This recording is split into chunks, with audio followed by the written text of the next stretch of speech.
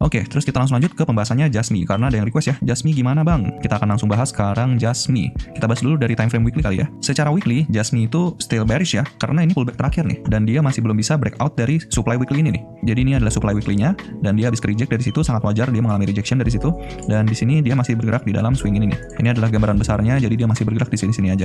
Di sini ada kelihatan ya, ada SNR, di sini ada SNR-nya. Ini bisa dibilang SNR yang sangat krusial ya, karena Jasmy itu sempat mempertahankan menjadi support, akhirnya breakdown, menjadi resisten, akhirnya breakout, dan sekarang menjadi support lagi nih. Jadi kalau misalnya ini breakdown, expecting Jasmy bisa bikin lower low dari sini. Tapi ini time frame weekly, jadi udah pasti pergerakannya itu gede ya. Nah, kalau misalnya breakdown dari SNR ini aja, dia turunnya itu 27%. Ini gede banget, jadi be careful. Kita lihat lanjut ke daily-nya. Secara daily, Jasmy juga bearish. Ini adalah pullback terakhirnya, ini adalah supply daily-nya. Terus kita langsung lanjut secara 4 hour. Secara 4 hour dia juga bearish ya, kelihatan jelas, tapi karena ini pergerakannya sangat impulsif, kita akan bahas dari internalnya aja.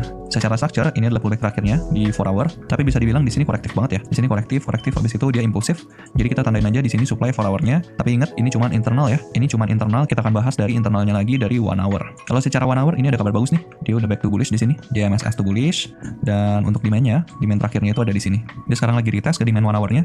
Kalau misalnya di breakdown dari sini, otomatis 1 hour-nya back to bearish ya. Tapi kalau misalnya dari sini dia bisa mantul, expecting mungkin aja dia akan konsolidasi lagi ya, karena kita lagi di-update sama supply 4 hour dan demand 1 hour ini. Jadi sekarang dia lagi battle nih antara buyer sama sellersnya.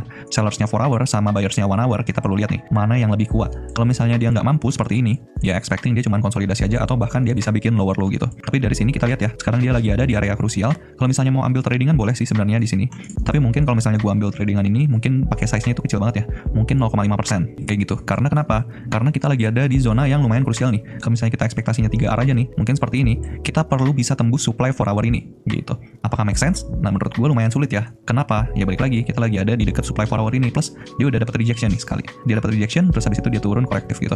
Dan kita tinggal lihat nih, mana yang lebih kuat antara supply 4 hour ini sama demand 1 hour ini gitu. Jadi mungkin gua nggak ambil tradingan ini, gua akan cari altcoins lain yang mungkin pergerakannya itu lebih strong dan supply-nya itu masih jauh ya. Karena kalau misalnya supply-nya dekat juga ya, masa kita mesti nunggu kayak di sini ntar dia rejection lagi, terus mantul lagi, rejection lagi, mantul lagi, kayak capek nungguin setupnya itu gerak gitu. Kayak gitu ya.